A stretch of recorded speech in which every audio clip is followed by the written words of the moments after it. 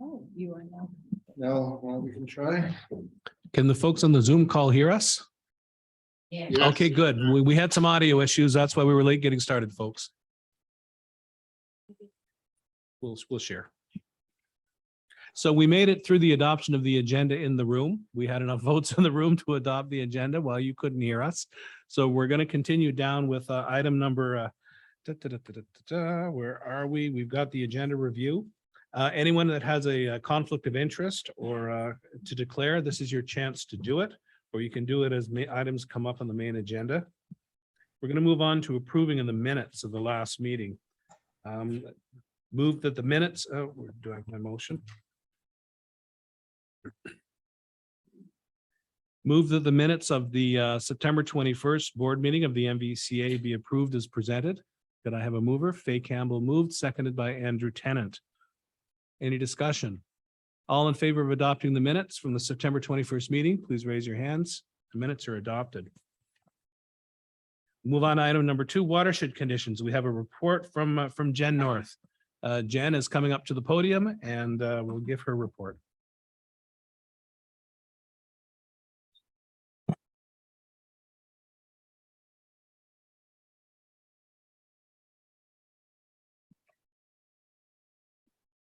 You can get started while I. Perfect. All right, good afternoon. This will be short and sweet as there hasn't been much change since my last report. We have had average rainfall over the last 2 months, which has helped the majority of the levels and flows throughout the watershed to return to normal for this time of year. So before we were kind of slightly above normal, and now we're back down to normal. Flows in the main river have continued to be stable, staying above 10 CMS. We do expect flows to pick up once the water from the drawdowns of the upper lakes and the other tributaries to reach the lower half of the system. Drawdowns on most of the upper lakes are underway. As you can, can you switch it over? Sorry. As you can see in the chart, we started drawdowns on Kashwakmak, Mississauga, Big Gull, and Summit last week. Water levels are expected to drop as they typically would over the next 2 months in those lakes. The drawdown on Mazenal Lake will start as normal in early November to account for boat traffic through the hunting season. Levels until then will be stabilized at historical norms for that lake. Crotch Lake level is still sitting above average for this time of year. The initial drawdowns of the upper lakes has had no impact on levels yet. We do expect that to happen in the next few weeks. OPG will most likely start to operate the dam in the next few weeks. As we see that incline in levels, they will start to refill Crotch Lake to refill the lake from the discharge that the upper lakes are giving us now. The long range forecast for November looks fairly good with a normal to cooler than normal temperatures and slightly below normal precip.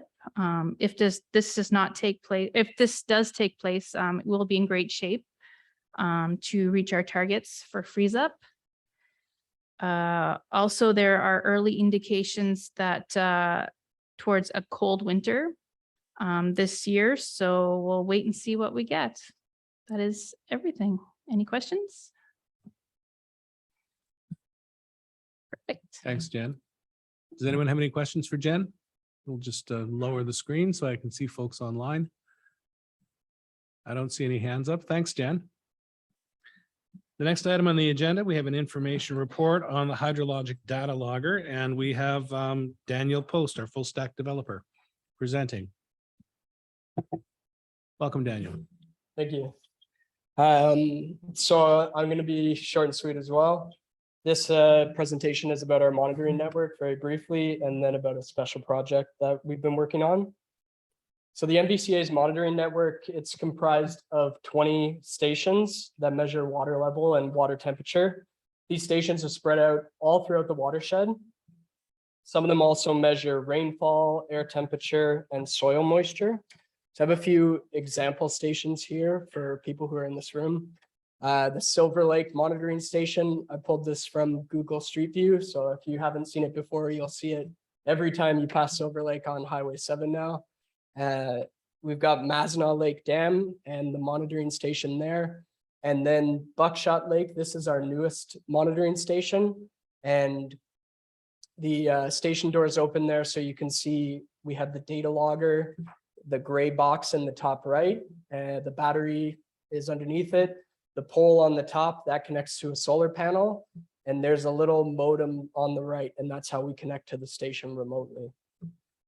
So every station includes a device, the data logger, which connects to our sensors and takes measurements at a set time interval. We then connect remotely to the data logger through a cellular modem, and we gather that data.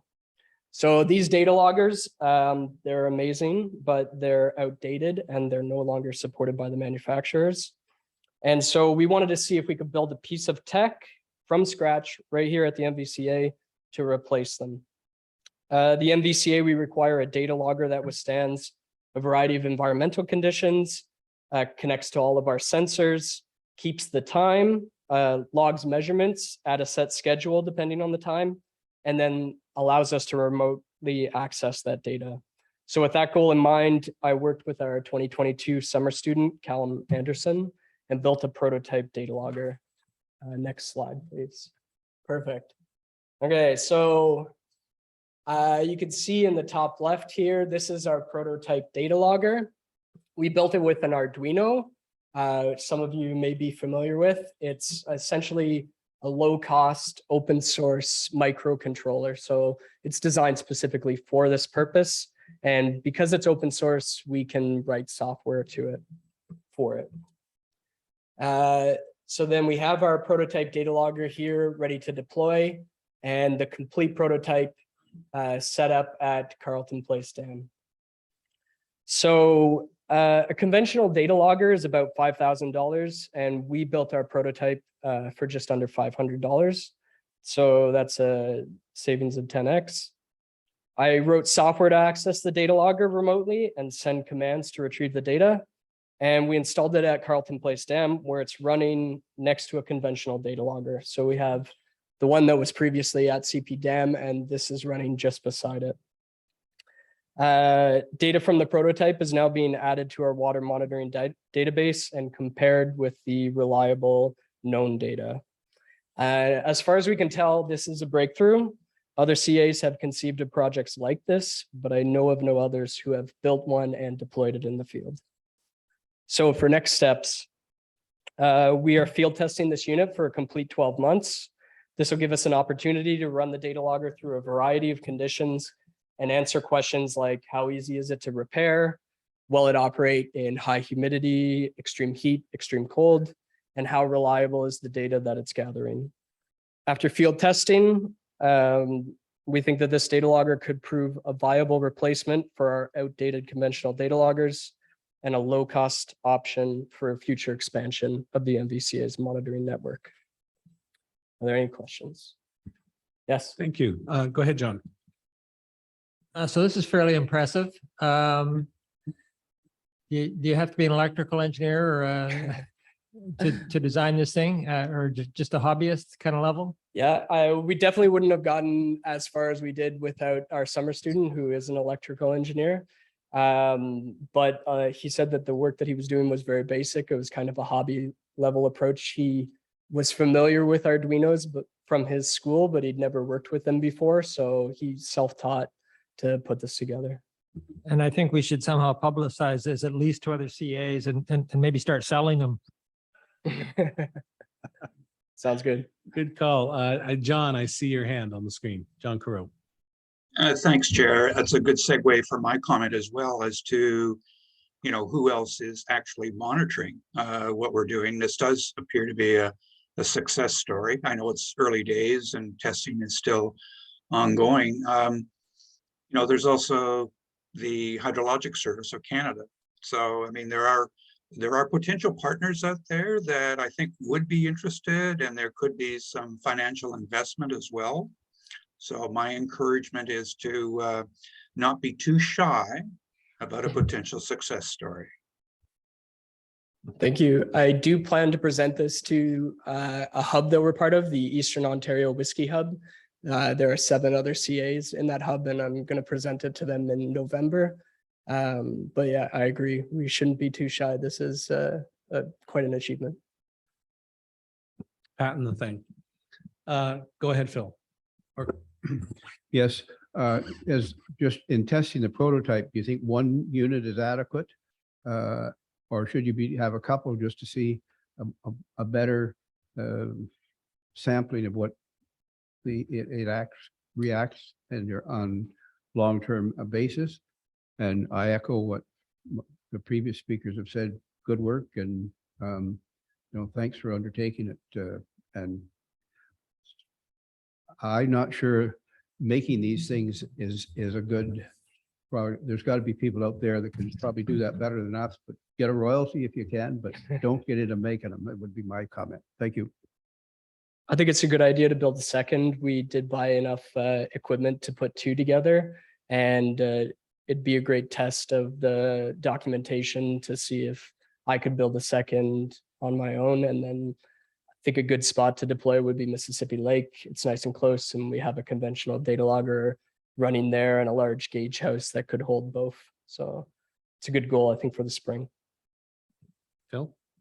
Just, I think a last comment is, I know it was controversial whether we should have summer students or not. And this is a good illustration. If you get the right person, they can be a real asset to you. I'm impressed over the summer. I've had some ones that are disappointed in, but overall, they've taught me a lot. Thank you. Krista? Thanks, Mr. Chair. Really interesting technology, and thank you for sharing this with us. I wonder if you can take a step back though, Daniel, just to help someone like myself who's not versed in this technology.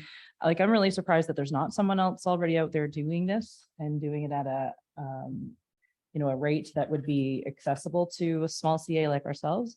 Can you give me a little bit more of the background? Like, I think you had said that there something like this would cost about $5,000.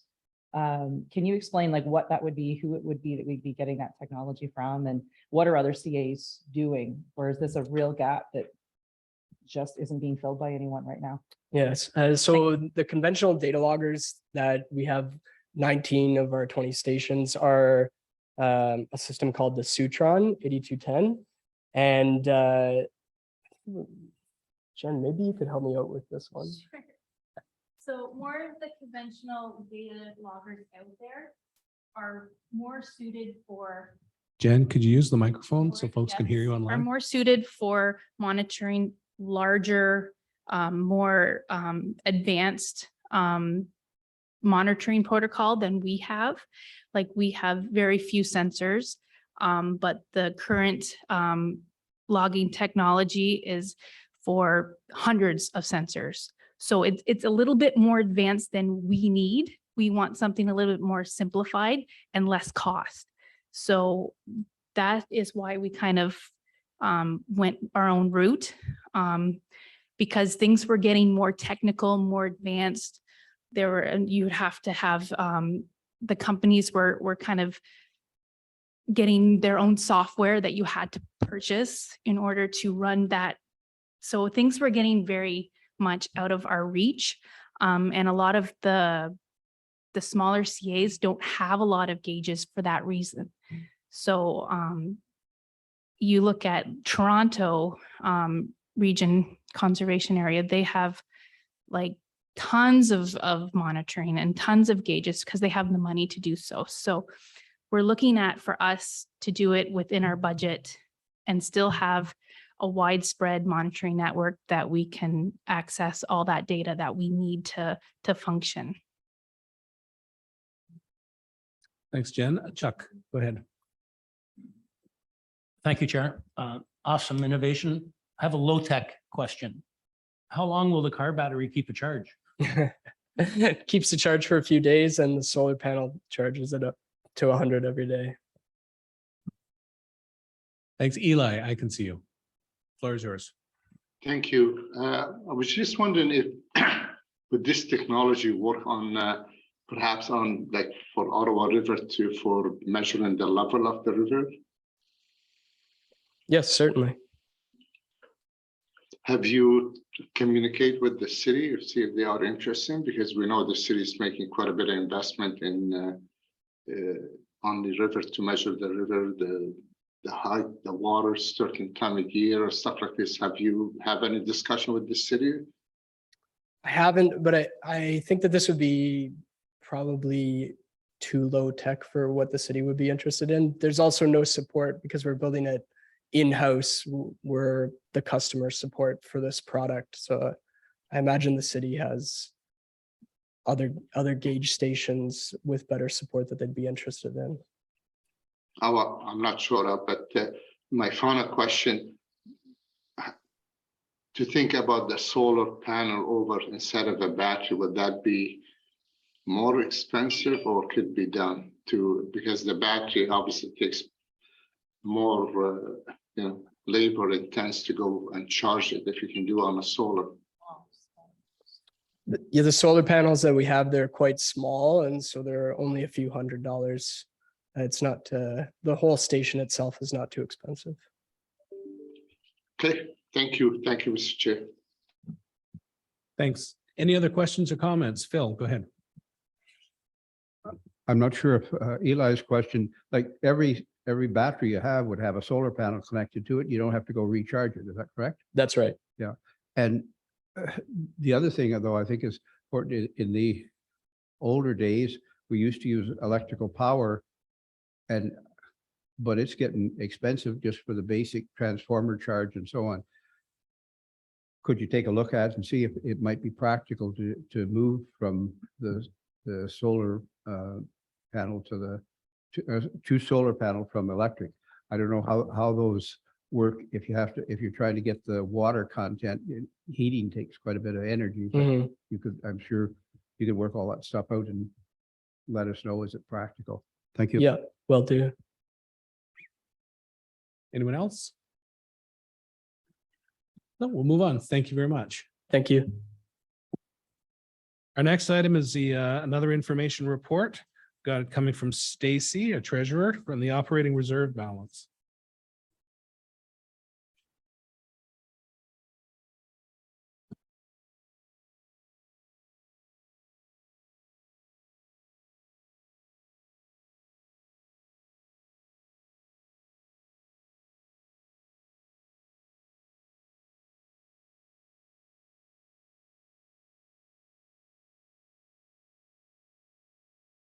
it off. Oh, there we go. Perfect. So just an update on the reserve status. At the end of last year, we had a reserve of about 1.4 million. The 2022 budgeted a drawdown of about 475,000. Our current year to date, we have some savings on that drawdown that we've been talking about 142,000.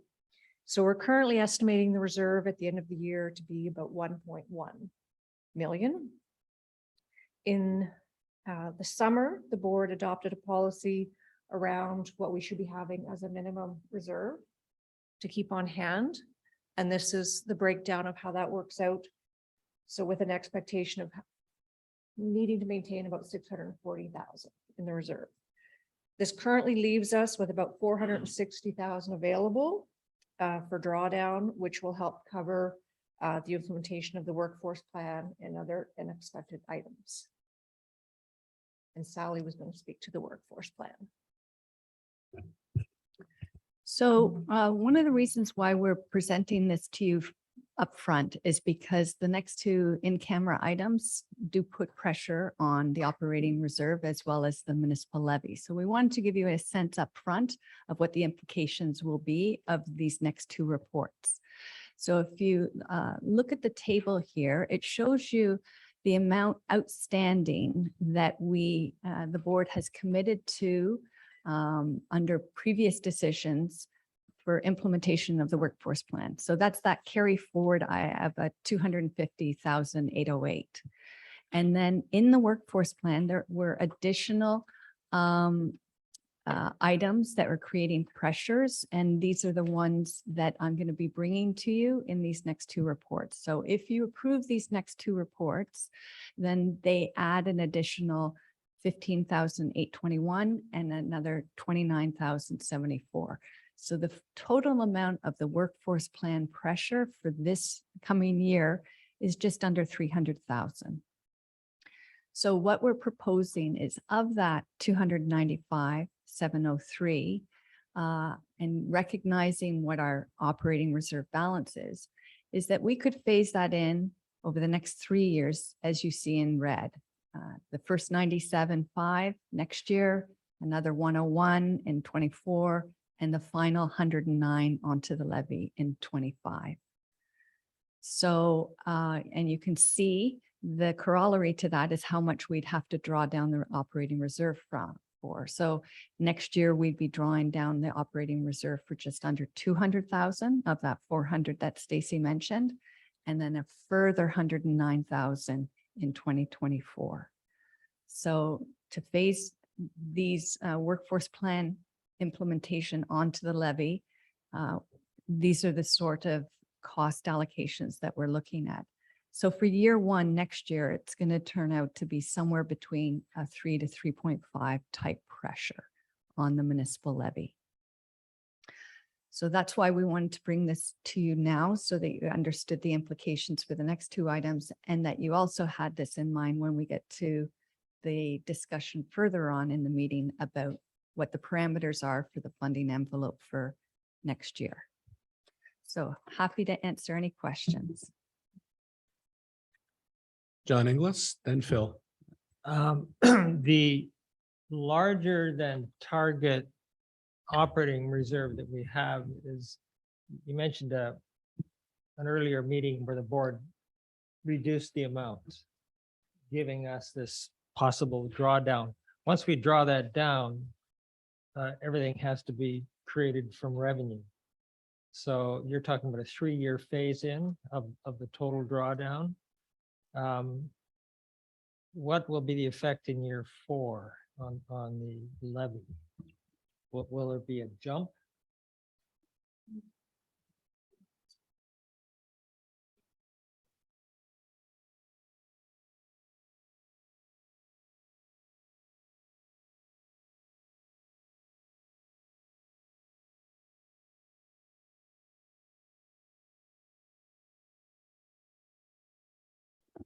Oh, there we go. Sorry. No, in 2026, you'd be back to just a regular. We would have implemented all of it and it would have been built in to through the growth and costs. In 2026, there will be a new higher No. cost for payroll as a The cost is going up now, or already has. This is just phasing that increased cost onto the levy over the next 3 years.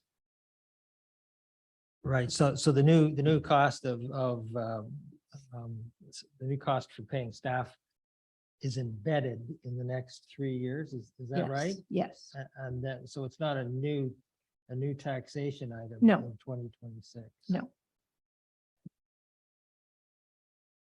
Phil, go ahead.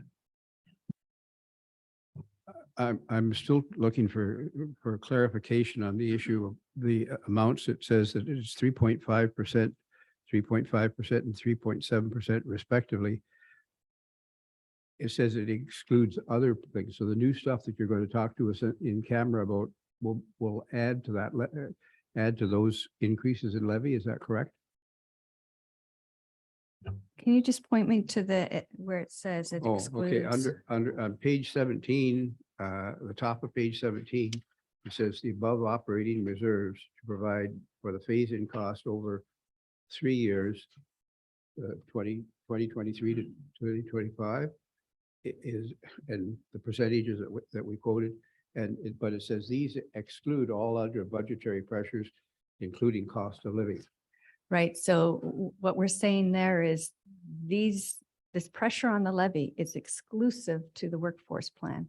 So when we get to that later report, in addition to this is then a cost of living growth, you know, and any other pressures that the board may choose to approve. Well, my comment is, I guess, could we phase some of this stuff in over a longer period of time?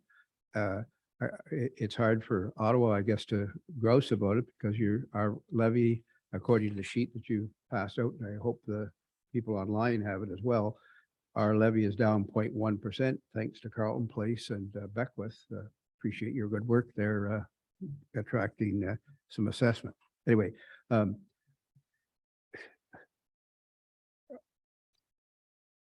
is it possible to phase in some of this operating reserve over a longer period of time if there's pressure on the reserve, if there's pressure in terms of too much levy increase? So I'll take the first stab at that. And so the bottom line is we're trying to draw down it in a manner that protects that reserve balance to meet the board's policy regarding what the minimum balance is. The longer you carry things on the reserve, the more you're depleting the reserve.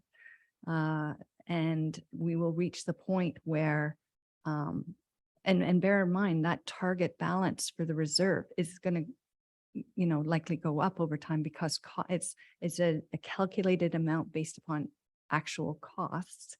And so, as costs continue to escalate, so will the target balance for the reserve fund. So what we're looking at is trying to phase in a period that allows us to continue to meet that target reserve balance that provides that buffer against unknowns.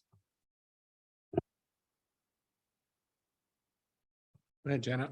So I'm just going to ask a question that I did at the Finance and Admin Committee, just so that it's clear to people based on the answer I think you gave, which is that as this workforce plan is added to the levy over the next 3 years, that is being accommodated in anticipated growth in the various municipalities, such that there should not be an extra impact on the levy that isn't already accounted for through growth. So after that meeting, Stacy and I had a conversation about that. And we are going to get into that later, but the bottom line is that it can offset some of the costs, but the growth component is just 1.5%, whereas what we've talked to you about today is 3.5. So it can help, but it won't totally accommodate. The second piece of it is that, as we know, the cost of living has gone up further than what that report further on talks about. So in fact, retaining that growth component helps to offset the fact that we're looking at a COLA of only 3% as opposed to the actual amount, which was much higher than that. Any other questions or comments for Sally or Stacy? Nope, seeing none, thank you. We'll move on to, we'll continue on the agenda. Items number 5 and 6 are going to be considered in camera. So I'll need a motion to move into camera.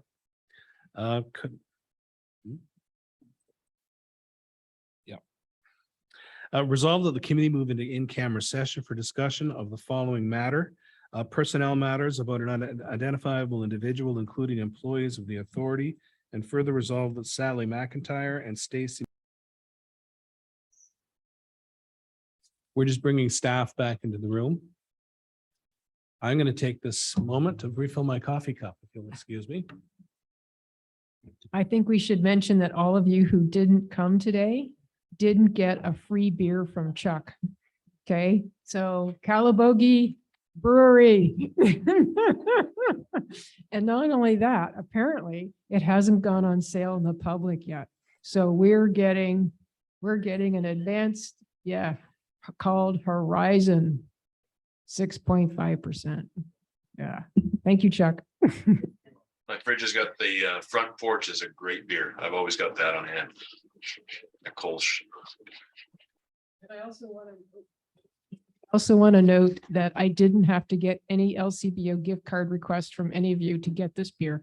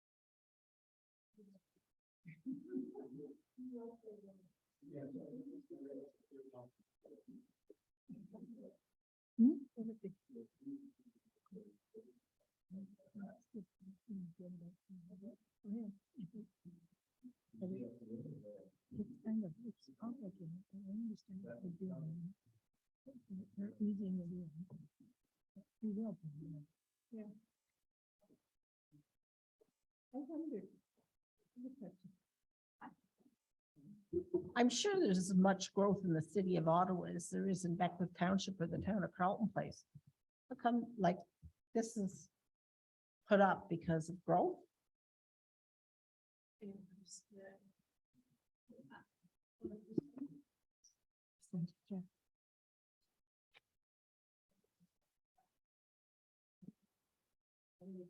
Yeah, it's our rate, it's the rate of growth that impacts that. So proportionately, we're actually growing faster than Ottawa right now, percentage wise. Yeah.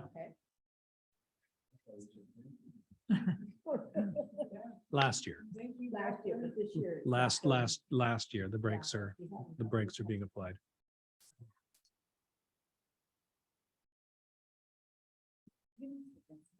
Yeah. Yeah, I'm going to move on to item number 8. We're just waiting for Scott to join us in the room. So we have item number. There's Matt as well. I think Matt went to look for Scott. And Matt is the one that's presenting our next report. There we go.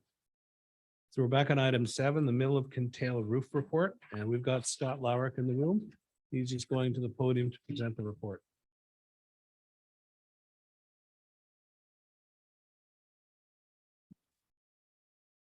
All right. Good afternoon. So yeah, I'm just here to speak to you about the roof on the Mill of Kintail Museum. We did look at it this summer. We had a roofing company come in.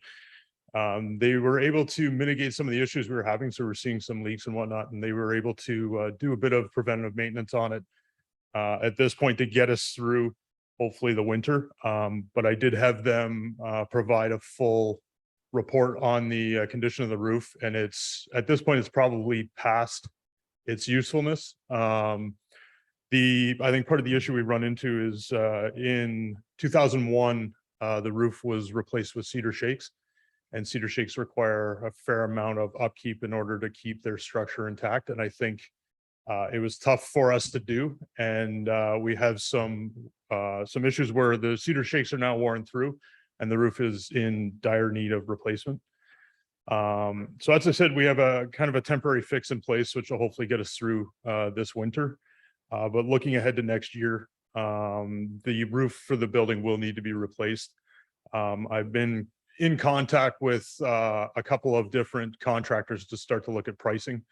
The initial cost that was put in the 10-year capital plan, it was scheduled for 2028 and it was $50,000. We're going to be looking probably a little bit north of that. So I've only got one quote back. It came back a little higher on the shingle side. So we're looking at different options, hopefully to be able to mitigate the amount of upkeep that the roof will need and hopefully be a longer lasting product. So we're looking at shingles and also the option of the steel roof. So shingles came back in the area of $60,000 and the roof, the steel roof was pushing 70 to 73. Again, that's only one quote. I have more work to do there. But in terms of next steps, I do have a meeting on Monday with the township and the chair of the Heritage Committee to go over the building itself and hopefully get their approval on the options that we'll be able to use. So I'm hoping that they don't tell us we have to go back to Cedar Shakes, as we do have evidence that it was asphalt shingles prior to the Cedar Shakes that are in there now. So I just need to firm up with the township and the Heritage Committee as what we're going to be approved to do in terms of, you know, and hopefully in my ideal situation, it's a steel roof. And just based on longevity and the little bit of upkeep it would need on a year-to-year basis, I think that's probably our best bet. But again, once we get buy-in from the Heritage Committee there, we'll have a better idea of where we can head in terms of a more permanent fix for the structure. Thank you, Scott. Any questions or comments from folks? John Inglis.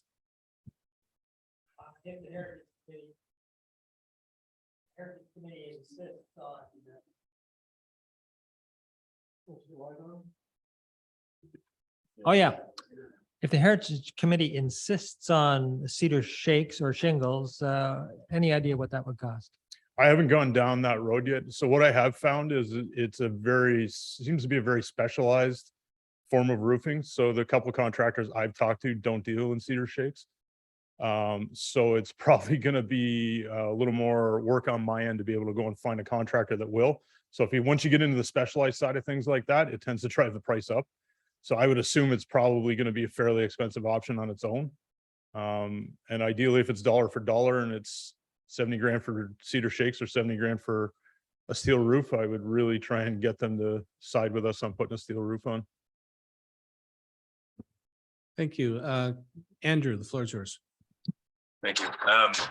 So I can't see them trying to push for cedar shake. I've actually had this exact situation come up I was on the Heritage Committee and this came up. I don't think that they could enforce that. I mean, they could, but you'd have a strong argument to overturn that. That's asking a lot. And it wouldn't have been, cedar shakes wouldn't have been original. We wouldn't have installed cedar shake, 150 years ago. We just wouldn't have done it. Clapboard and bitumen would be more likely. So if they do push back and do want you to not do steel, I think it's worth a conversation about maybe pushing back a little bit more. Yeah, I agree. Then there are options too that are in more of a durable form that could look similar to the cedar shakes, a composite roof.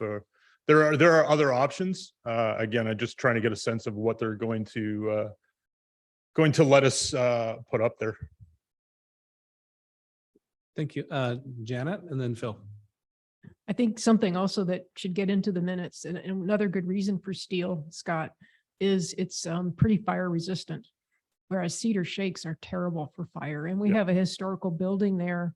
And I know, we have the climate change and we're always looking at wildfire concerns in West Carleton, particularly with the Carp Ridge there by the village. And there's a lot of people actually now considering steel roofs because of that fire risk. So I think just that should be considered by the historical or heritage group as well. Thank you. Go ahead, Phil. I agree with what Janet has said about the steel being a superior product. And it would be especially helpful if you could find something that you mentioned that may mimic the look of cedar shakes, would sort of keep at bay the arguments of the heritage people that were, even if we are supposed to have cedar shakes, it's an old material and the steel is more modern and fire resistant and longer life. So let's try and get that way with heritage people. Thank you. Thank you, Phil. Any other questions or comments for Scott? No, thank you, Scott. Thank you. Next, we have item number 8 on the agenda, the proposed 2023 fee schedule, report 3251 from Matt Craig. Matt, the floor is yours to make a presentation. Put that on. Yeah, thanks. Thank you. Every year at this time of year, we we do our fee review and consult with our other partners in Eastern Ontario with the CAs, with the South Nation and the Rideau Valley. And we look at the cost of living, and the cost of living up to this year, and if we don't include in part of last year, has been fairly consistent over the last 10 years. However, we all know the cost of living has increased substantially this year. So we had this discussion when we proposed the fees for this year, and we came up with a proposal that would see 2% increase on minor types of applications such as consents, minor variances, minor site plans, and then a fee increase to 5% on larger types of files. These files, the reason why is they're more complex. They're require a significant technical review. They have long delays where there's a gathering and recirculation of information. So they do take a greater amount of effort.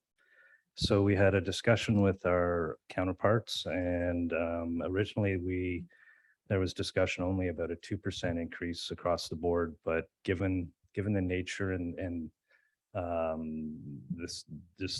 type of work that's being submitted, we're proposing these types of increases. And I would note that the next meeting will be proposing an update to our fee policy, and also we'll be doing a fee review in 2023 in partnership with our other Eastern CAs. So quickly to go through the table that's with your in your staff report. Schedule A planning, that schedule has to be consistent because the municipalities collect our fees, especially in the city of Ottawa and in the Frontenacs and Lanark County. Schedule B, which is our permitting fees, are consistent as well with all of our Eastern CAs, just so that there's the level of effort is consistent across the board wherever you are in Eastern Ontario. And same with Schedule C. Schedule D is our professional services. We have increased, we have a new fee for management rate of 135, given that, again, these files are much more technical and there's required input from senior management, including our director of engineering.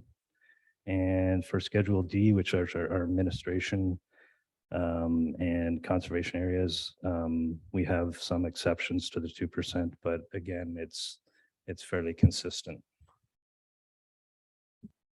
Thank you, Matt. I'll put the motion forward. Recommended motion is that the board approve the 2023 fee schedules as presented. Could I have a mover, please? Moved by Krista Lowry, seconded by Bev Holmes. Any discussion? Wow, seeing none. All in favor of the motion is presented. Motion is carried.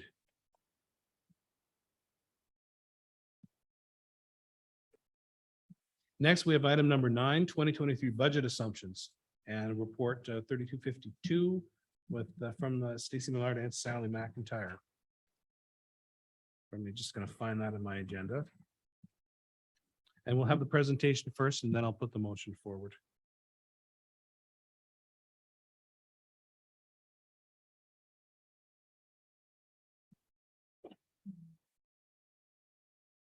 And the floor is yours, Stacey.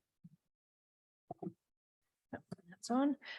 So I guess just to lay some of the groundwork, you all got it as a handout with the full details. We got new apportionments provided by MNRF, which change the levy percentages, regardless of if there's an increase. And most of you are going down. There's the 3 that are going up, which is based on just the growth and the rate of growth in your areas. And that's actually been the trend for the last 3 years. So it's consistent there. So it was just kind of wanted to lay the groundwork that regardless if we didn't increase the levy at all, there would still be some changes to the fees. Thanks, Stacey. So picking up where with that thought, this table here shows you that 3% cost of living allowance that the report recommends, as well as the 1.5% for growth. And then further to our earlier conversations about phase in of the workforce plan being somewhere between 3.5%. So the total impact, the net increase, you'll see at the bottom in red there between 22 and 23 is just over 250,000. And this represents an average increase across the organization of 7.66%. That 7.66% is less than that for some of you because of the handout, that table that Stacy just shared. For those three that were highlighted, that where the assessment value has gone up, it's higher than 7.66. Now, further to Janet's comment earlier about, well, isn't the workforce plan in part, designed to address growth? And can we not offset that 3.5%, in fact, by that 1.5%? This is true. We could do that. What we're suggesting, however, is that we actually need that 3.5% because the 3% doesn't begin to cover what we've actually experienced in rising costs due to cost of living increases and inflation. So it's obviously, this is a decision at the board's discretion. We could remove that growth allowance. So it's roughly $41,000, just over. And that would lessen the amount. But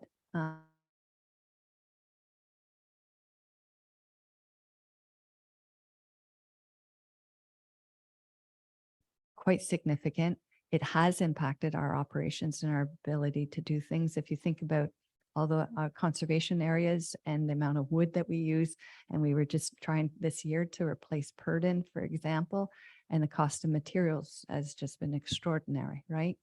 So these costs have impacted our ability to deliver on our capital renewal and other, just our basic maintenance and repair of our assets. So I'll stop there and happy to answer any questions. Thanks. I'll put the recommended motion forward before we go into discussion. The recommended motion is that the Board of Directors direct staff to develop the 2023 budget and related documents in accordance with the following parameters. 1, an assumed growth in tax assessment of 1.5%. 2, a municipal levy increase of 3% to the operating budget. And 3, a municipal levy increase of 4.5% to the capital budget. Could I have a mover, please? Moved by Bev Holmes, seconded by, I'm looking at the online screen. Anyone want to second the motion? John Carew, thank you. Any discussion on the presentation? Go ahead, Phil. So when you develop it, you'll have this sheet with the implications. You already have that, but you're keeping it a secret? Is it that bad? That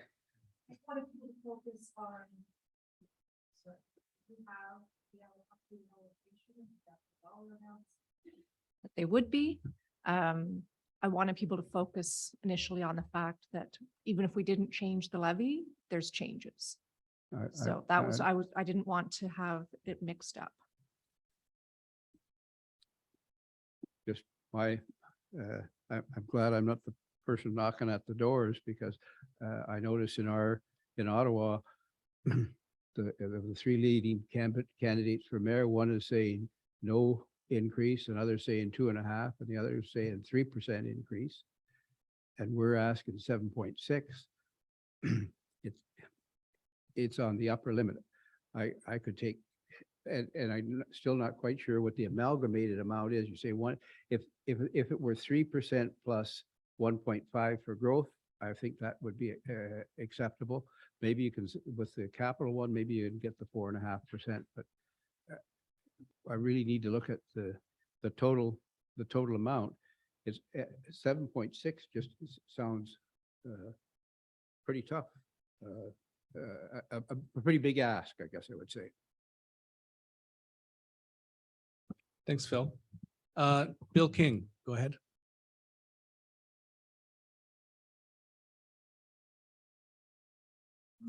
Sorry, just trying to unmute. Yeah, I believe that this number 7.6 is way too high. I'm not going to support that. It's higher than inflation number that came out today, and inflation's going down, not up. So there's no scenario on earth where we would do a 7.6% increase on our taxpayers. I think these numbers are business as usual numbers, and it's not business as usual. I think we have to do better. Thank you. Thanks, Bill. Janet, go ahead. Can I just ask that you put that last slide up because it's not in our package, that information, and I wanted to get it in. I wanted to take notes on it if it's possible, or it could be sent out to the board after this meeting.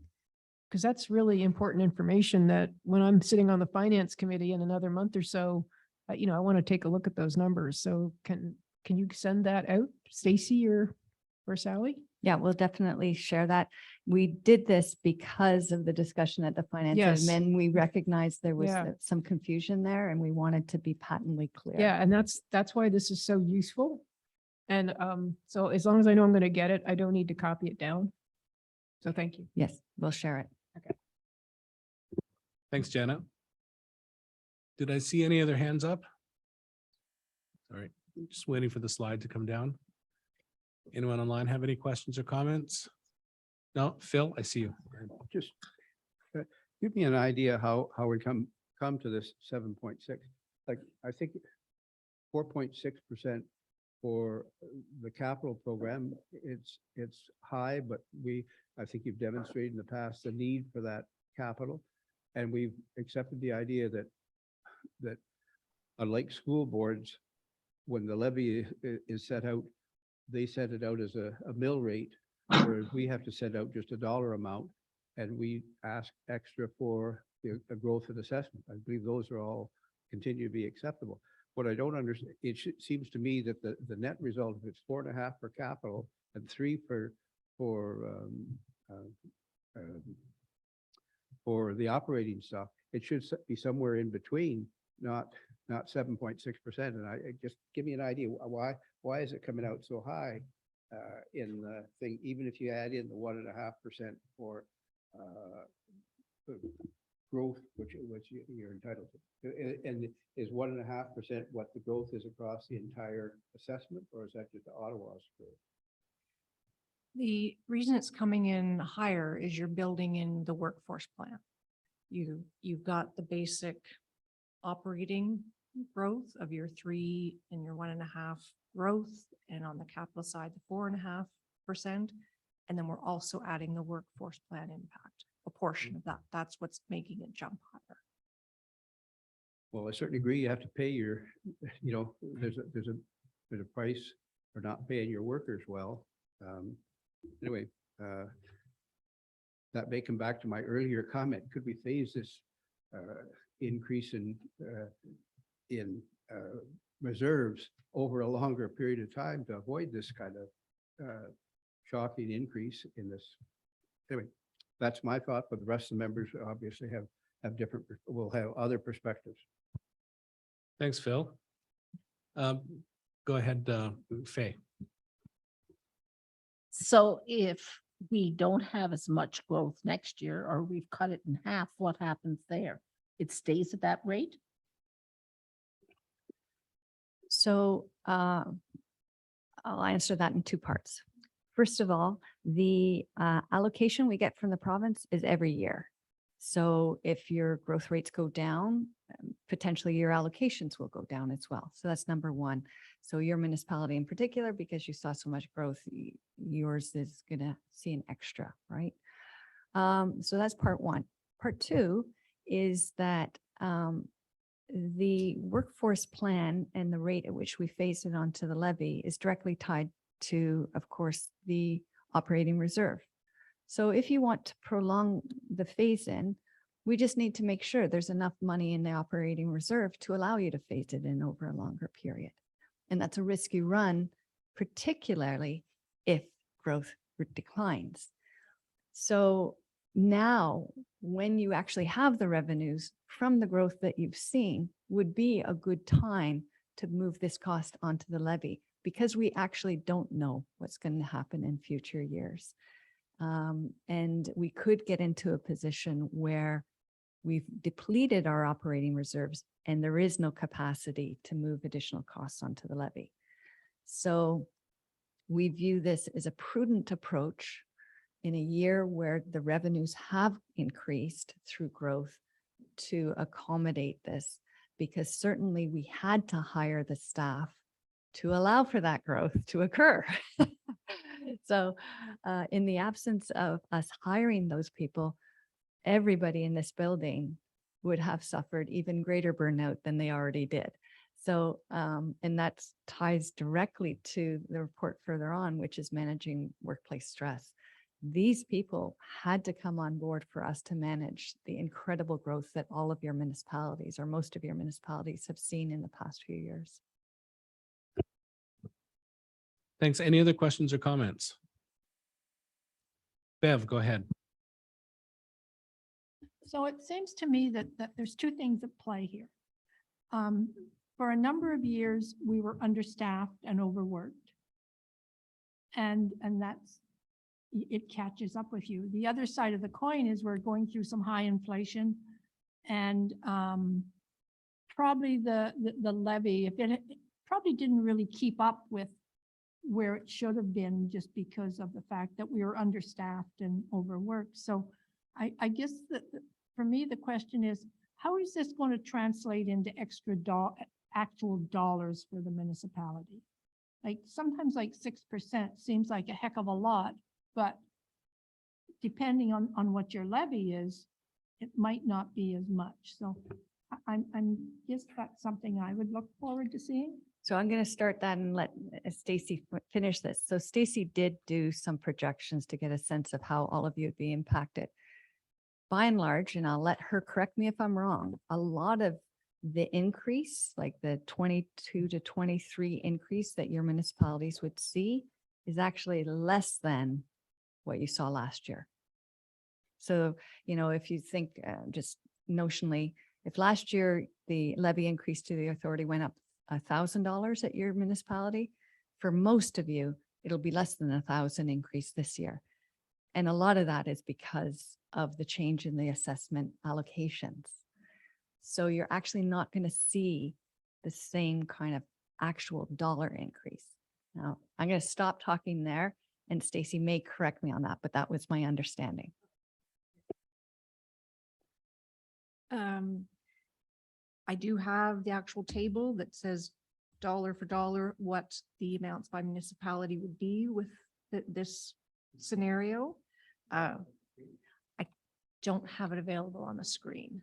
Yeah, unfortunately, we can get copies made can for get those who are copies. in the room. For sure. Yeah. But for the most part, it's under a few thousand. Obviously, the city is a lot higher. Stacy, I would just say, in the past, we've always had that kind of information when we come to discuss budget, that it makes it a little easier for us to know what's the impact on our municipality. And Okay, I apologize. I had it available to answer the question. I didn't have it available no, on the screen. I appreciate it. You're doing a fine job. Don't let my suggestions be confused as you know, not being accepting of what you've done. We'll have it in a great way. minute. Thanks. We're getting copies brought into the room. The folks on Zoom are out of luck, it looks like. So does anybody have any questions or comments on the report? Go ahead, John. There was a question about the levy from MVCA to the various townships having a certain impact. I just wanted to point out that for my township, the 2023 levy is approximately 0.4% on the tax. That is, if the levy was removed, we could drop our tax rate by 0.4%.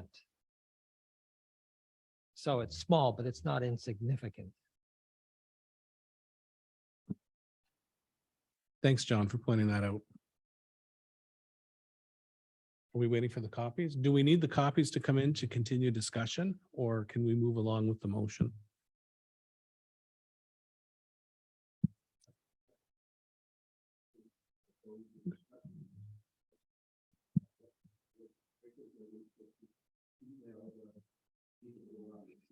Mhm. Yeah, they do need to have it. We're gonna be sending you copies by email of the report once we get it back. Well, we have a motion on the floor. Mhm.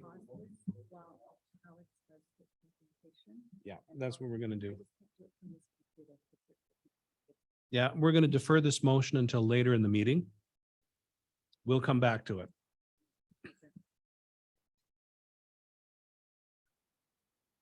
Yeah, Alex is doing the photocopying, so we're going to move down to item number 11 on the agenda, and then we'll come back to item number 9 once we've distributed the information.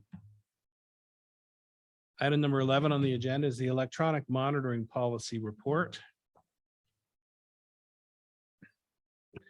Presentation by Sally, and we have a recommended motion there that the Board of Directors approve amendment of section 2.7 technology, internet, email, cell phones. Yes, it is. Yeah, I'm sorry. Yeah, I've skipped that one just because Alex is out. Okay, that the Board of Directors approve amendment of section 2.7 technology, internet, email, cell phones of the employee manual as set out in attachment 1 of this report, and direct that the updated policy be shared with all employees within 30 days of approval. Could I have a mover for this motion, please? Chuck, seconded by Phil.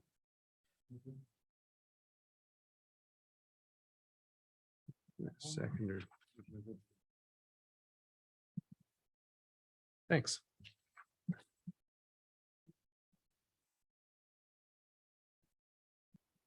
So we'll carry on with discussion of that motion following Sally's report on the electronic monitoring policy, and then we will go back to item 9. So very quickly, this was a regulatory requirement that we needed to fulfill. The province changed the legislation earlier this year, and so it's a legislative requirement that most of our organizations, being greater than 25 employees, would need to be compliant with. So thankfully, we already had some policies in place in our employee manual. So what you're looking at here are just amendments that allow us to meet the requirements of the regulation. And we took the opportunity at the same time to address some updates ourselves that we wanted to see in the policy. There's nothing of particular significance that is of concern. The one thing, though, is that the bottom line is you need to be much more transparent with your employees in terms of how they may be monitored over time, and procedures in place that clarify when or they will be notified, if they will be notified, et cetera. So we worked from some standardized language that we were able to obtain under a contract we have with an HR company. And so we reviewed that against the policies we had, and that's what you see before you is an amalgam of them. Thanks, Sally. Any questions or comments on that? Phil, go ahead. Will the employees know when you're looking at them, or that's our secret, or how does that work? So that's not a straightforward question to answer. One of the things is that in modern times, our systems are constantly collecting information, whether we're wanting to actively collect that information or not. So it's not just about actively monitoring somebody, but the information you de facto collect, how you might use that data. So this is where the report speaks to the need for us to develop some more guidelines that give even greater specificity around this. So I can say that currently we do not actively monitor staff at all. There is nothing that's occurring of that nature. However, we do have systems in place, particularly for health and safety, where we do track staff because we want to make sure they come to home base safe and sound at the end of the day. So we have protocols and SOPs, standard operating procedures around that. But one of the things we're looking at potentially is putting GPS on our vehicles so that we'd be able to know if somebody doesn't come back and we're not able to get a hold of them on the radio, where are they? Where's the vehicle? So that would be something we want to disclose to staff, is that we're putting GPS on a vehicle. It's for health and safety reasons. We're not going to be actively monitoring you, unless we have cause to do so. So those are the sort of details that we would want to get into in the guidelines. John Crow.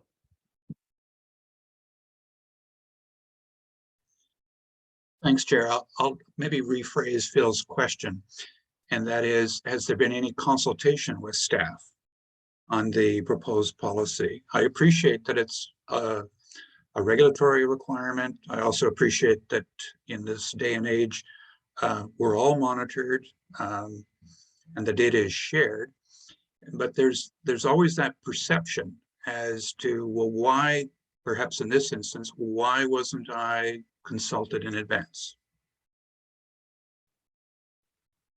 So as it relates to the development of this policy, as I noted, there was already policy in place in our employee manual, and this is simply amendments to address the requirements of the regulation. And one of the things we've added is development of guidelines, and we will be engaging with staff on the development of those guidelines that will explain the circumstances under which they may or may not be notified that they're actively being monitored. This policy simply says we may, and provides a framework for development of more detailed policies. Does that answer your question?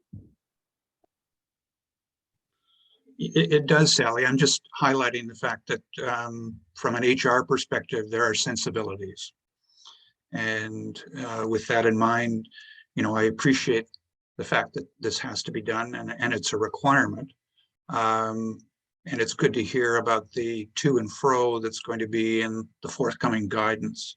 But I would say in that approach, I'd probably take a pretty proactive stance with staff just to ensure that there's not misperception as to, additional surveillance. Is really, if they really came up with a legitimate pushback, that they would have an influential role in saying, is it really necessary?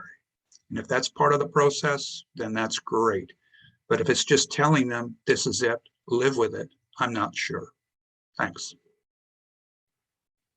So certainly it wasn't our intent to just say what you just said, that we will be developing guidelines with them.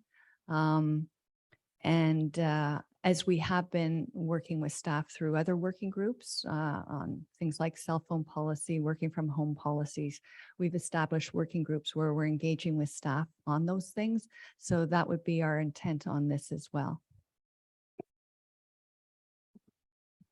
Thanks, Sally. Good to hear. Okay, good.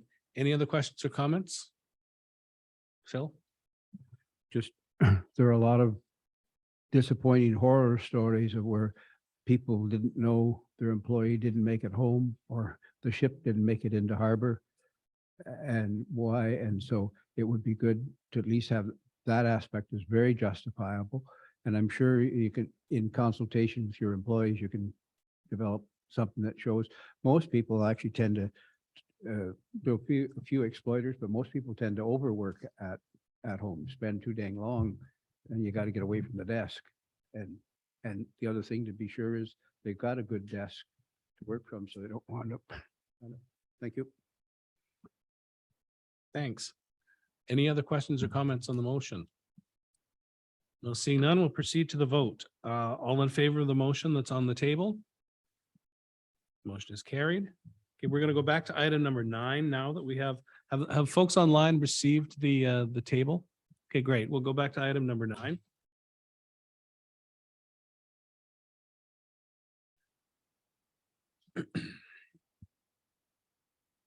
Now that we have the information before us, I'll just remind you what the recommended motion is that the Board of Directors direct staff to develop the 2023 budget and related documents in accordance with the following parameters.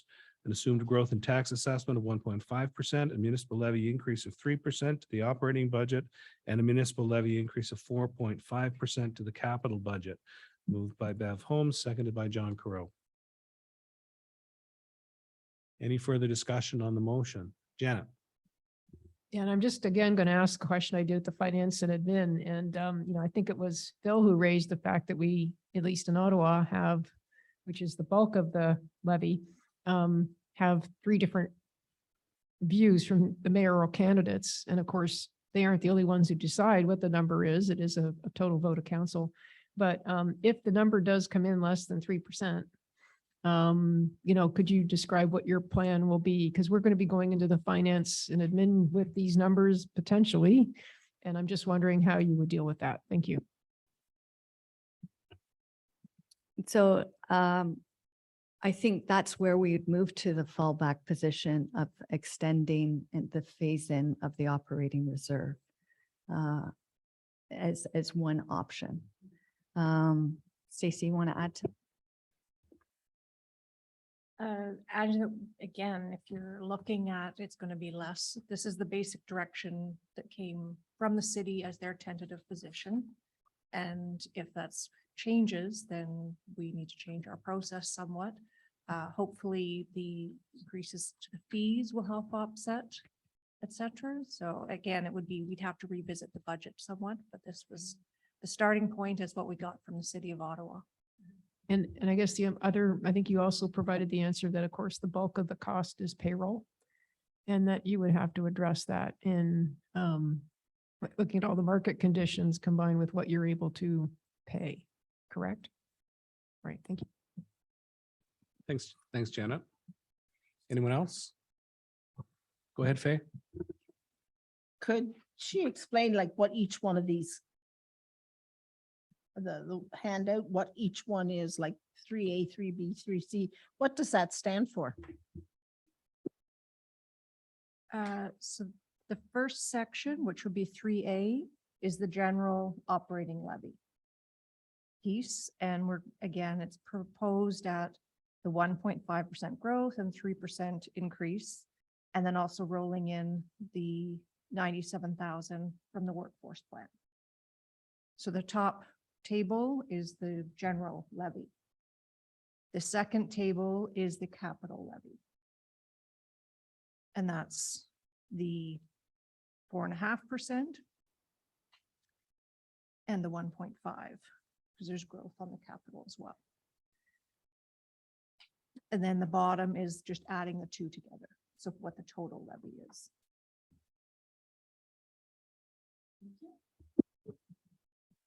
Phil? Clarify then, the bottom table includes everything, including the staff positions and all that. Okay, thank you. Anyone else? Okay, we'll move forward to the vote on the motion that's before us. All in favor of the motion as presented, please indicate. 2, 3, 4, 6, 7, 8, 9, 10. Opposed? 1, 2, 3. Motion is carried.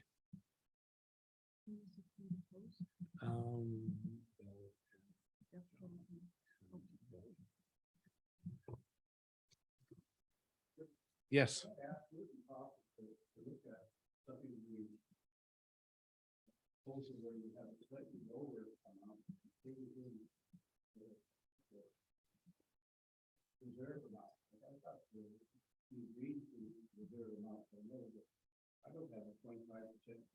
Microphone, please. So apologies, folks. Thanks. We don't have a, personally, I don't have a reserve, but 25% of all of the deductibles. That's a small portion, only $13,000, but maybe there are some of those things that, and the kind of things we've got in there, like the reserve for the staff fees. I think we want to have that, but it seems all these catastrophes are going to come at one time and we need to have sufficient funds. Maybe we could postpone or phase that in over a little longer period. Thank you.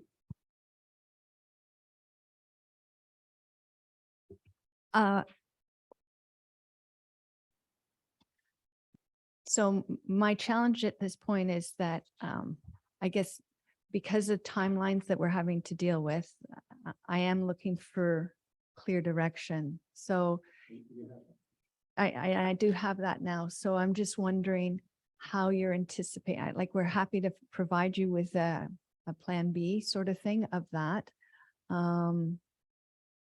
My only concern would be is if that then changes the direction that we then receive. So my feeling would be if the board has approved this direction, how that information might influence then approval of the draft board budget that we're going to bring forward at Finance and Admin. That's my only concern in that. John, go ahead. My feeling is that by approving this set of assumptions, that doesn't mean that the draft budget you present according to these assumptions will be accepted at all. That's true. Yeah, and a lot of what you're asking for can come up in the budget discussions. So that's the to and fro that will be coming. It would be good to have an alternative there.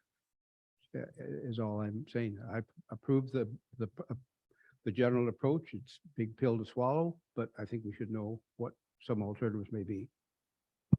So what I suggest then is that staff go away, develop a budget to this scenario.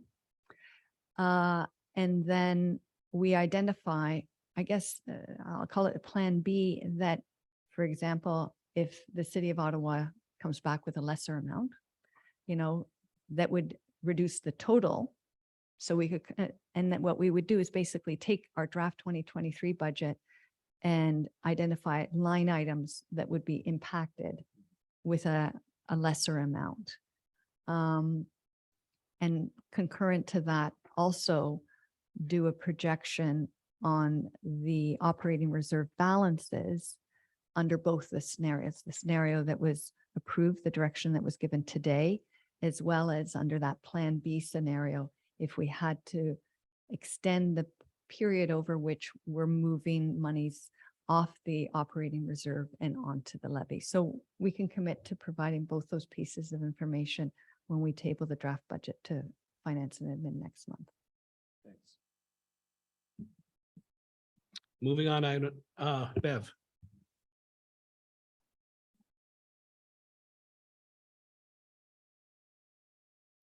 When they gave this direction, they said it's what they're building their budgets next year on, but they don't expect to have actual direction probably till mid to late November after the election.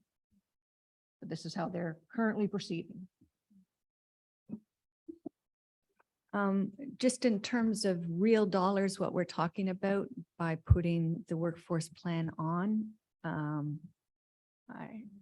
as an add-on in terms of real dollars, what the figure is, it's the 97, right? So, and with or without that growth, the growth component is 41,000. So, if the board through that future scenarios wanted to, offset that 3.5 by the 1.5, then it's a difference of it reduces it from roughly 100,000 down to maybe 2/3 of that. So. Thanks, Sally. I'm going to move on down the agenda because we're coming up on 3 o'clock. Item number 10, the IT network review, report 3249. We have a recommended motion that the board recommend inclusion of an IT network review in the 2023 budget. Could I have a mover to put this on the floor? Moved by Chuck, seconded by Phil. All in favor? Sorry. Coffee's draining out of my blood system.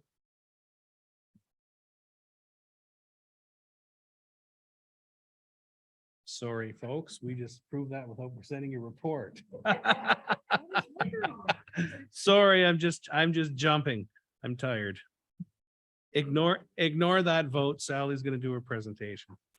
We read the Alex, report. sorry, Alex. Thank you, Mr. Chair. So this staff report is asking for, we recommend an independent review of our network IT systems, largely because of some key pressures. And these key pressures are the aging infrastructure of some of the key assets, such as servers and the Wi-Fi system. There's an increasing need for mitigation of security breaches and IT resiliency, such as continuity of work if a server goes down. And thirdly, because of the ongoing demand on resources from large data sets and very complex models that run in the background to make these things available for staff for decision making. So much of the IT in this office now is approaching a 10-year mark, probably longer than it should be. And we feel like an independent review of our IT assets would help us understand if we're hitting the mark on these three pressures, as opposed to a, well, say my review of what we need. So further to that, the capital 10-year plan indicates that we're investing up to $90,000 on 2 servers and staff client computers. So we don't want to throw that money in errantly. We need a review independent to take a look at that. So some of the things we're hoping to get on this review is our existing infrastructure and how it suits the future need and future trends. Once again, a look at cybersecurity and breaches. This demand on resiliency and backup. And if our decisions are made with thought on scalability and adding to the system as trends change. And we're hoping to understand what these are and be able to deliver them through scaled and implementation through phases, make it easy on ourselves. So the report says what we're asking for and the dollar value. It was brought to the Finance and Admin Committee last week. With that, I can answer any questions that you might have. Thanks, Alex. Does anyone have any questions for Alex? Go ahead, Faye. It says that the Wi-Fi system does not meet current needs. Do you have other suggestions? Like who is your server here? Well, the Wi-Fi is an in-house solution, and it is 10 years old. And much of the problem with the Wi-Fi system is part of the network called a switch. And this passes information back and through these wires. So we looked into buying new Wi-Fi equipment to up our game, and particularly for this room to provide Wi-Fi for 15, 20, 30 people. It was then discovered these switches they have antiquated software, namely Java, which is no longer supported, to support newer Wi-Fi equipment. So what was looking to be a $5,000 investment is now morphed into 15, 20. And that feeds into other demands for the network to work holistically. Does that help? Well, at home I have wireless, so would that work here? This is what we're talking about, wireless internet, such as what some of our board members are working on their computers through Wi-Fi now. Any other questions or comments for Alex? Before we reconfirm our vote on his report. No, and I see this will be financed out of reserves, so there's no impact on the levy. The IT reserve, yes. Thank you. John. I just want to comment, Alex, that I'm personally really concerned about security. At home, I've had both my online banking systems breached, and all my equipment is at Best Buy right now being scanned by the folks at what do they call them? The Geek Squad. So what I hear is that security threats just keep increasing. They move very fast, they're very sophisticated. So anything we can do to maintain high security, I think is worth spending on. Thanks, John. Okay, well. Did you want to speak? Just a quick one on that, and that is some countries find it's easier to steal technologies than it is to invent it. And the people that are asking for ransomware, there are big payments made by insurance companies, so you need to be well up to date. And some people think the cloud is the answer. I don't know. I'm not an expert to advise on that, but I think you should look at that as a possibility of a good. If somebody tries a ransomware attack and you've got the stuff in the cloud, I understand you can get it back without paying the atrocious amounts that they ask. Thank you. Thanks. I'm going to move on to vote, the vote on the motion. All in favor of the motion that's on the floor again? That is passed again. Sorry about that, folks. We're moving on to item number 12, holiday season office closure report. And we have a recommendation that the Board of Directors approve addition of the following policy to section 7.2, holidays of the employee manual. MBCA shall close its office to the public between noon December 24th and New Year's Day, provincial holidays included. During the closure, employees may use accrued vacation or time off in lieu.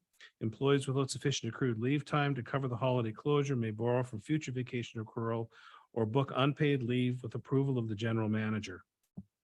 Could I have a mover for this to put it forward? Kirby, seconded by Fay. Sally, do you have any comments? Just to say that this has been the authority's practice for many years, and it's always been addressed as a December meeting motion. I'm just looking to institute it within the employee manual because it gives new employees a heads up when they receive the employee manual that there is a shutdown between Christmas and New Year's. Thanks for that clarification. Any other questions or comments? Seeing none, all in favor of the motion, please indicate. That motion is carried. And we're on to the remaining items on our agenda, our information items. Item number 13 is the workplace health update report. Sally, the floor is yours. So you'll recall that earlier this year, we tabled the action plan for mitigating workplace stress.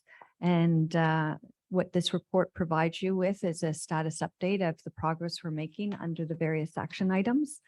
I would say that just my own sense of it is that there is an improvement in workplace morale. There has been changes in the workplace and some of them just simply having to do with COVID sort of, going into the background and people coming back into the workplace and just generally feeling better about, socializing and that collegial element, but also that we are making efforts on other specific fronts. You've seen some of those yourselves in terms of, the monthly barbecues that we had during the nice weather. We're hoping to implement something for the winter months as well. It's not only, an opportunity for people who are still often working remotely to get together, but also to engage with the board members. You saw Daniel's presentation today, and we've been planning future presentations like that for the beginning of staff meetings or board meetings so that you get to see more staff and they get to, speak to you about the good work that you're doing or they're doing, both. The management team has been doing training. So we've allocated 2 hours a month towards doing management training. And those have been, I think, really good. It's an opportunity for us to discuss issues that, we do experience at the management level and how individually or collectively we can improve the work that we do as managers. So it's interesting when I was doing this update for you and going through the long list. On the one hand, I was somewhat overwhelmed by the work to be done, but I was also pleased to see that we are making progress on certain fronts. So I think at the end of the day, the proof will be in the pudding when we do the next survey later or early next year. But I think I'm confident in telling you that we are making progress and we are actioning this, and I am observing improvements. Thanks, Sally. Any questions or comments on the report? Seeing none, we'll move on to item 14, the corporate needs assessment update. Okay, so this is an important document in terms of, it's an opportunity for board members to, refresh your memory on the whole host of things that we were hoping to tackle as a corporation under the corporate strategic plan, and for priority setting and scheduling within, particularly as we're moving forward with design of a work plan for 2023. So as the management and staff work on the budget over the next 3 to 4 weeks, if there are things on this work plan or that you want to identify today to us that you have concerns about, that you're questioning why we're working on, or things that you think we should be working on that you're not seeing here, this is the opportunity to let us know, because otherwise we will be deferring to this document in drafting both the work plan and the budget for next year. So this is a guidance document and an opportunity for you to influence the draft budget and work plan for next year. Thanks, Sally. Do you want feedback now, or is this something people can get back to you with? If people want to provide feedback now, that would be great, because it would allow for discussion amongst the board. However, if you're not prepared to make any suggestions or ask questions at this time, absolutely, please follow up with me. Thanks, Sally. Any questions or comments, Phil?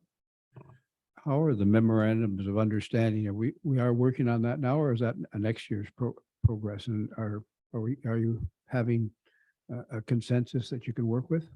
Are you arriving at a consensus you can work with?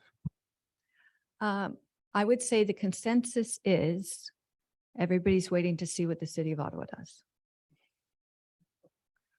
If I could be so bold, that's what the consensus is. Most municipalities have approved in principle that they want to continue with Category 3 activities moving forward based upon the current funding allocation. But every municipality has expressed concern about whether or not that would be affordable if the city of Ottawa made any significant change in that regard. Thank you. Thanks for letting us know of our awesome responsibility. Well, you are 90% of the levy. Any other questions or comments? And we'll move on to item number 15, a watershed priorities report. Sally. Actually, I'm going to turn this over to John Crow, the co-chair of the committee. It's all yours, John. Thanks, Sally, and thank you, Chair. And I know everybody in the room can read, so I won't take you through a line by line. We had our first meeting of the Public Advisory Committee yesterday. We reviewed the mandate. I think people are comfortable with it. They understand it. Sally gave an excellent summary overview on the implementation of the watershed plan. And I really encourage you, Sally, to share that more broadly, because I think it gives people a real sense that there's good progress being made, but there's some challenges out there as well. And certainly one of the challenges that the advisory committee did note is that it's very difficult to, in fact, do the kind of engagement and build the social license conditions you want when you don't have a communications officer, and that you have a very light outreach and engagement plan. So I highlight that one in particular because, quite honestly, that does affect future budget discussions. We also ended up with a delightful new co-chair. You'll see the description of her background and talents. One thing it doesn't mention is that she has a penchant for writing grant contributions. So we certainly look at that as a skill set that we're going to much enjoy. We're going to meet again in November because, quite honestly, looking at the material provided, it was just time to really digest it wasn't there. So we're going to meet again later in November. It's also timing that way, hopefully to really be able to compare notes with Sally and company about orientation for new council members and potentially even new board members on the MVCA. That PAC members see themselves as not only partners, but also ambassadors for the Conservation Authority. And last but not least, kudos from the Public Advisory Committee to MVCA staff, who when they look at the contribution, the dedication, that what is being done and accomplished is truly first class. So thank you very much. And look forward to chatting to you again when we have our next meeting in November. Thank you, John. Anyone have any questions or comments on this report? Phil? Just I congratulate you and your committee on choosing an engineer as your vice chair. Engineers. Anyone else? Okay, the next item on our agenda is the general manager's report. Sally, do you have any highlights? Just the first item that we did, several of the Eastern Ontario CA GMs met with MPP Bresset, who's MPP for Hastings Lennox Addington. It was a great meeting. He gave us almost 3 hours of his time, which is practically unheard of. He was very engaged. We met with him because he's the new parliamentary assistant for MNRF. And MNRF has now resumed its role as lead ministry for liaising with CAs. So, you know, he challenged us where we thought he would challenge us, but he was also very open to things like our concerns around the design of the WECI funding model. He was very sympathetic and open to hearing on that. He also was quite open to hearing us out on the Section 39 funding, which we saw a 50% cut in, and which has no apparent logic to how it's allocated to the various CAs. It's if you see a table of it, you just sort of shake your head and quite don't understand how they came up with those allocations. So all that to say that it was wonderful, and we went, you know, we met in Madoc, and it was a great meeting. Thank you, Sally. Any questions or comments? No, seeing none, we'll move on to the next item of business. Is there any other business? So we had talked about when new members are coming on to the board of the authority. That was something we wanted to cover. So we're not sure with the new municipal election. We did talk about this briefly last time, when appointees are going to come on. From my perspective, you know, we're going to be tabling, having an F&A meeting in November, and the full board considering the draft budget in December.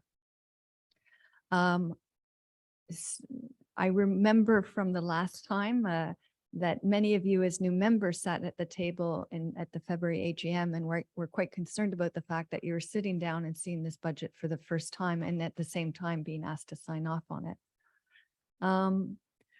There's different approaches being taken by different CAs. Traditionally, the approach taken here is that at that AGM meeting, I'll call it the old guard, attend and open the meeting, and then at a certain point, the new guard sit down and carry on the balance of the meeting and sign off on the budget.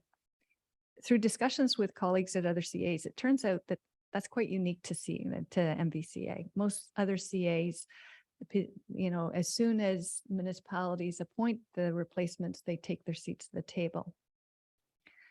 The one thing that I like about this is that if, you know, we're just trying to get a budget on the table, the people who have been at the table for 4 years are in a good position to at least get it to the point of circulation, like that December meeting. I do like the idea, though, of new people assuming their positions January 1, because then that gives me ample time to do orientation with all the new members, and for a new committee to see it at F&A, like for us to have a new finance and admin committee meeting, look at that circulated version of the budget, consider any concerns raised by municipalities, including, themselves as new councilors, and give Stacy and I time to address that before it does come to the AGM, so that then, through the combination of a new F&A committee and good solid briefings of new members, that when people come to the AGM, they feel more comfortable dealing with the budget, because it is the most critical document the board will look at on an annual basis, right? So I'm suggesting that, and I'm not quite sure how Paul handled the mechanics of it beforehand, Paul being my predecessor, but I'm proposing that I send an email to your municipality suggesting that all appointments take effect January 1, and that whole orientation, committee selection, all that start effective then. Thank you, Sally. Yeah, this was a discussion we had at our agenda review meeting, and it seemed to make sense in terms of that being the handover. And we just wanted to flag that here, if this was, if this would be a procedure that's difficult for your own municipality. I know it offers a little change as far as like the chair and the chair and the vice chair would carry through serving until the AGM, where the outgoing chair would open the meeting, elections would happen, and then a new chair would come in.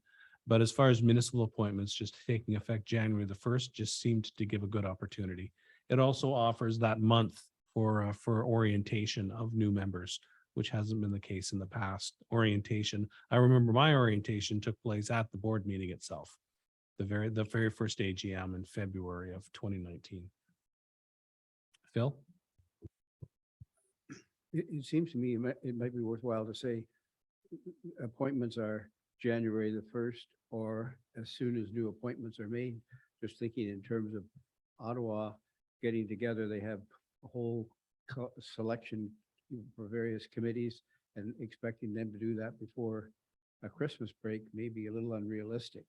But they could still probably do that early in January, and it'd be in time for your meeting. But if they made their decision by the 20th of January, then you have your new appointees by January 20th. Yeah, I hadn't thought of the implications of the chair and vice chair carrying on, but potentially it could mean that your board swells by extra 2 people. And then you have a chair and a vice chair who may not have been reelected or even have reappointed, and they're sitting in a finance committee meeting. So I'm wondering how we deal with that, because they're ex officio, right? And so you potentially swell your board by a couple people. You see what I'm saying? So that is an implication of that decision.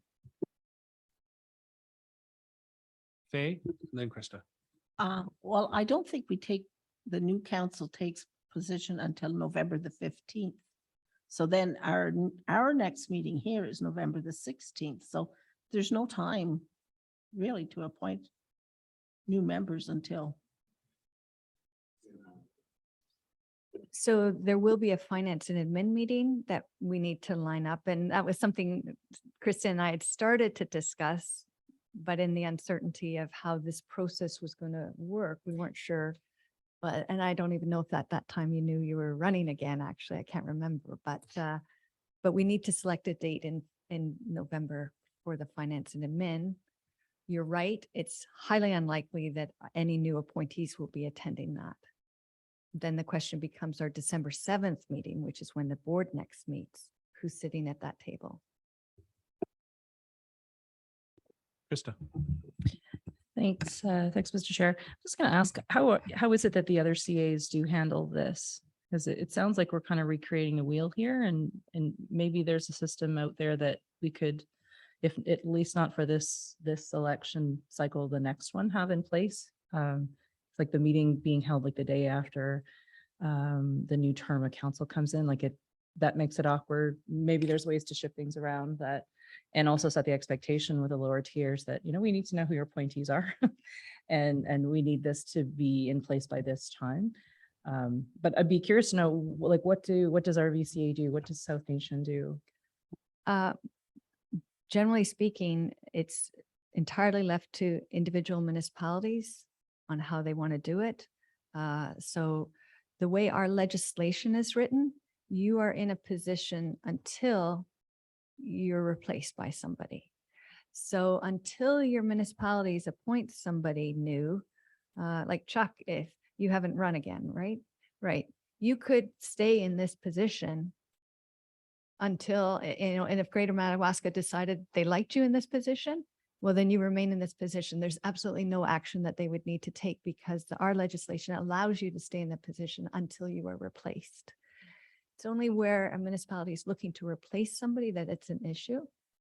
In which case, if municipality A replaces that person November 30th, well, then at the December 37th meeting, their new person would take their seat.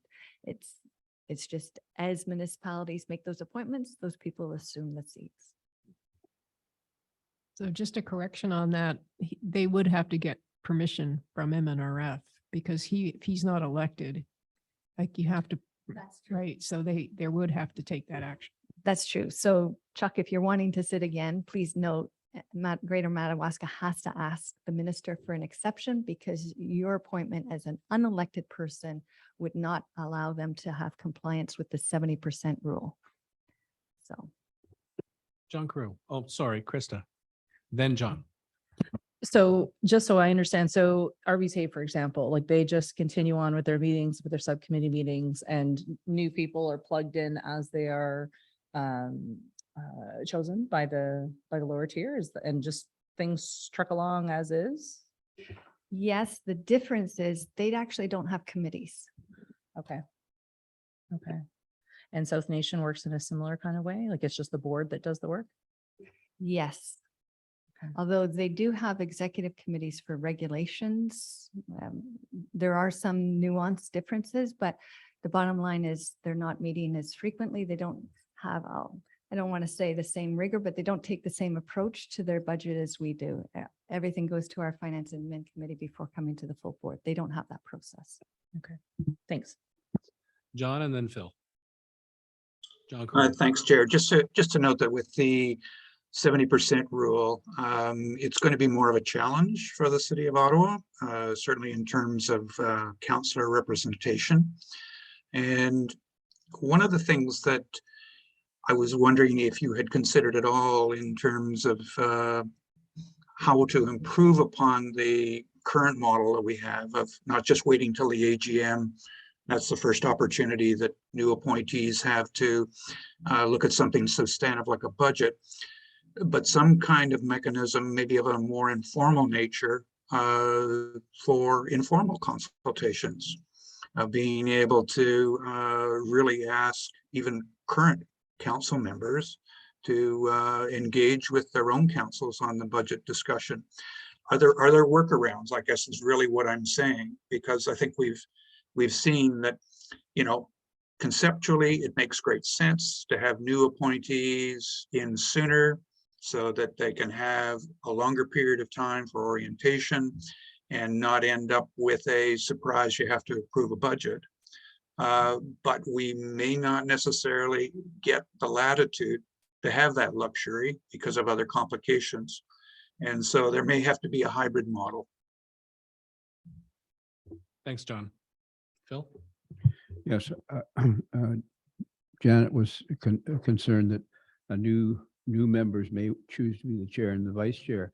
I think if there's I don't sense any big revolution out there where things are going to be changing. In my experience, usually people want a year or two to get to understand the system before they would want to be even on a committee, let alone be chair and vice chair. So I suspect. No, my point was they made the comment that the current vice chair and chair would continue until the AGM. And so if you have new appointees coming in on January 1, like from the city of Ottawa, let's say there's 5 new appointees, I'm vice chair. So I'm still acting as vice chair for 2 months or a month and a half.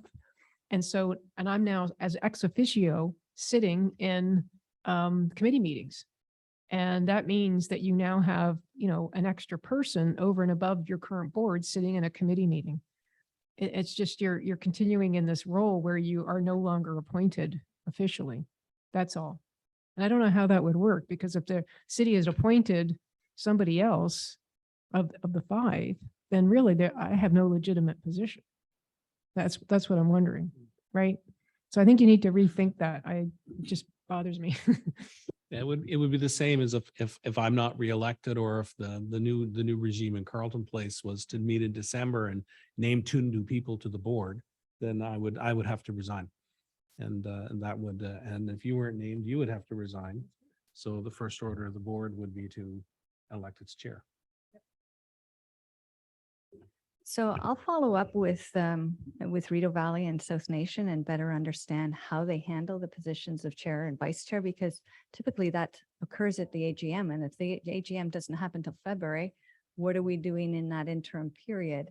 If, you know, the incumbents in these positions are no longer appointed or, you know, in those official roles. So it's, I'll find out from RBCA specifically how they handle that. Could I just say that Janet is fortunate in the most, in that Ottawa would be allowed under the 70% rule, 1 citizen appointment. And it would seem logical that the council might consider Janet as the appointment. But you're here until they appoint somebody else, I guess is really what I understand. Sorry? I just wanted to say that the city, and you included it in the last board meeting, that Ottawa has made an official request, Yes. right, to have 3 citizen appointments again. Yes.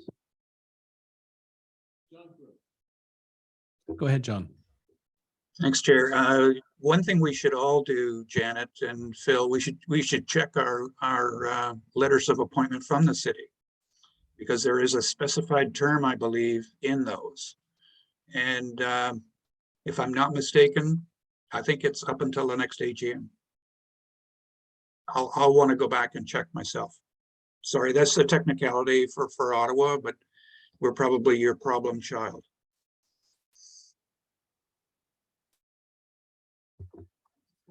Okay. So I'll just let you know that we have been in conversations with the city of Ottawa. They've been consulting not just with us, but all organizations they make appointments to, which are several. And I specifically requested that they accelerate the appointments to our board such that they had their appointments in place by the AGM, because in fact, the schedule they set out in front of us wasn't having appointees till towards the end of March. And I went, no, I need your people sooner than that. So they've taken that under advisement. Thanks, Sally. I think that was a healthy discussion. Gives us some direction to work with. The next item on the agenda is the motion to adjourn. Could I have a motion to adjourn? Kirby Thompson, seconded by, not everyone at once, Faye Campbell. All in favor, please raise your hands. Thanks, folks. It was a long meeting, but it was a good meeting.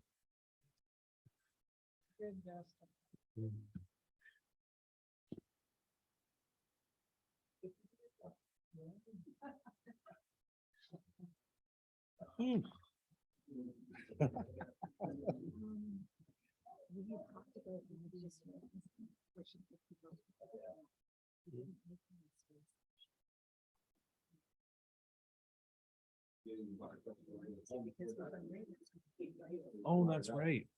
That's right. Yeah, just something acknowledging. Thank you for the service. We'll see where things go. That would be something to do. They just clear out. So the member municipalities understand you're appointing someone for a 4-year term from here until here. Yeah, some of them do it every year. Just stick that in the MOU. But as far as, it may be a matter of moving the AGM because that's when you're doing the officers. And if people need to resign, the next meeting, you just have the interim. And usually the configuration. Some of them do it later, but I'm pretty sure RBC. Yeah. Most of them. In February.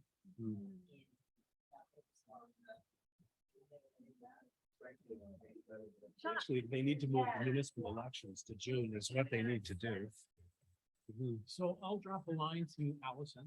I can copy you in on it, just to get, just to let her know what we. And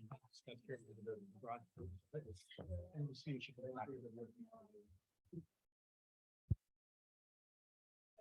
If they do, I don't see why not. Put that in, I'll put that in there, yeah. Yeah, exactly, yeah. Hope I'll see you in December. Yeah, she'll be, and good luck on Tuesday. Yes, for sure, yeah. Yeah, well, I'm gonna be here November anyway, right, so.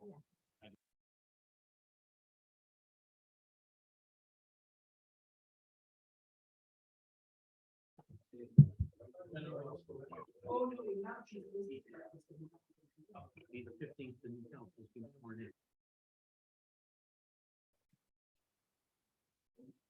Right?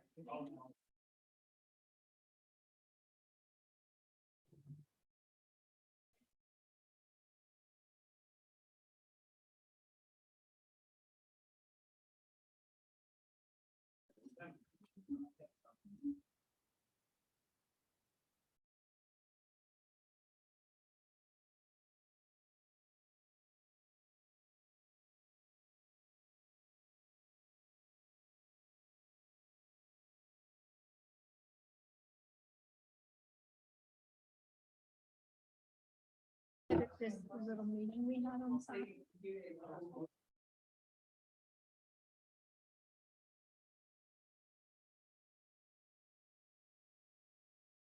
I don't need that. I've got an electronic.